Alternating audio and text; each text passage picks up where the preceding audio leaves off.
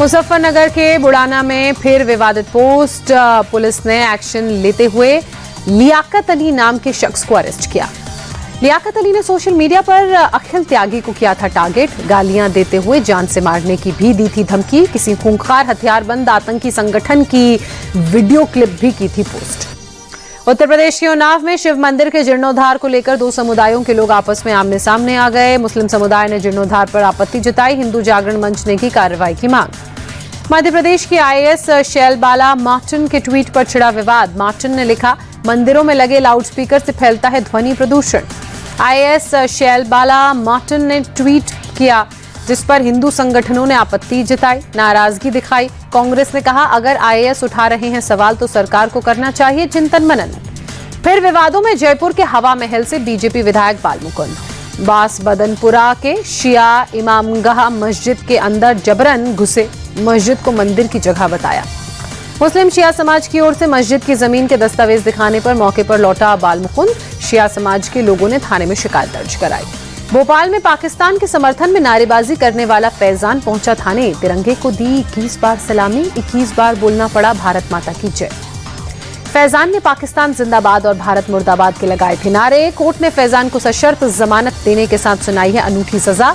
महीने के पहले और चौथे मंगलवार को तिरंगे को देनी होगी सलामी। दिल्ली के लाडोसराय में जमीन विवाद को लेकर दो पक्षों में भिड़ंत, मारपीट का वीडियो सोशल मीडिया पर वायरल। लाठी डंडों से कुछ लोगों ने पिटाई भी की, वीडियो वायरल। जमीन खाली करवाने आए वकीलों की भी की गई पिटाई। पीड़ित रामबाबू की शिकायत के आधार पर एफआईआर, 5 आरोपियों को पुलिस ने किया मामले में गिरफ्तार।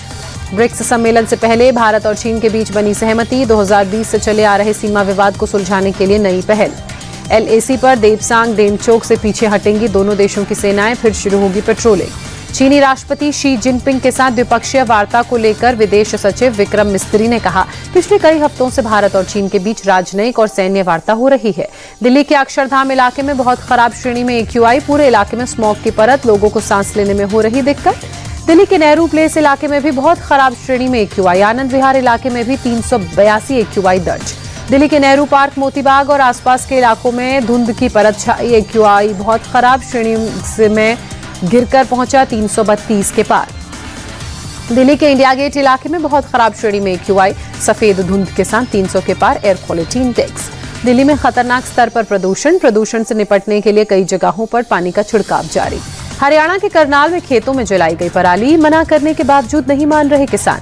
कैथल से सामने आई पराली जलाने की तस्वीर, प्रशासन के निर्देशों का नहीं हो रहा पालन। हरियाणा और उत्तर प्रदेश सरकार से दिल्ली के पर्यावरण मंत्री गोपाल राय की अपील, पराली जलाने की घटनाओं को रोकें।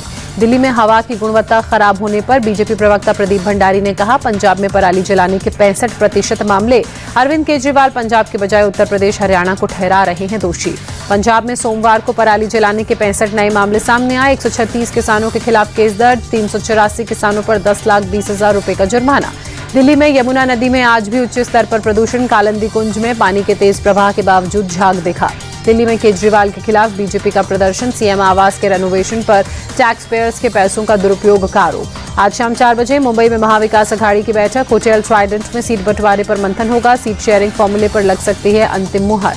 राज ठाकरे की पार्टी महाराष्ट्र नवनिर्माण सेना ने 9 उम्मीदवार घोषित किए। ठाणे शहर के से अविनाश जाधव को टिकट, हिंगोली से बंधु भाऊकुटे, पंढरपुर से दिलीप बाबू धोत्रे होंगे उम्मीदवार। झारखंड चुनाव को लेकर केंद्रीय मंत्री चिराग पासवान ने कहा, झारखंड में एनडीए की मजबूत सरकार बनेगी, विपक्ष हार की ओर अग्रसर हो रहा है।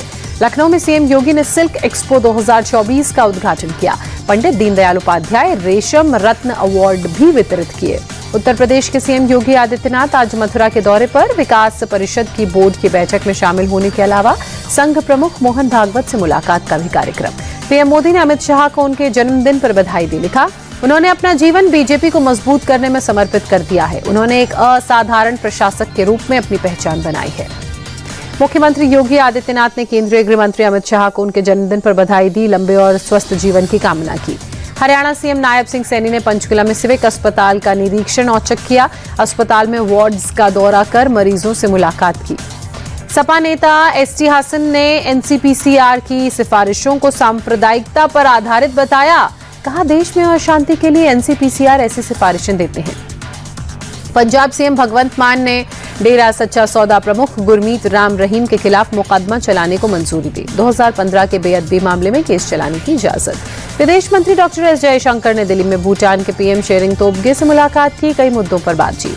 भारत दौरे पर सिंगापुर के रक्षा मंत्री डॉक्टर एन.जी. इंग हेन दिल्ली में नेशनल वॉर मेमोरियल पहुंचकर शहीदों को श्रद्धांजलि अर्पित की। कोची पहुंची रूसी नौसेना के प्रशांत बेड़े के जहाजों की टुकड़ी। बेड़े में रूसी पनडुब्बी उफा और रेस्क्यू जहाज अल-ताऊ भी शामिल। भारतीय नौसेना ने किया गर्मजोशी से स्वागत।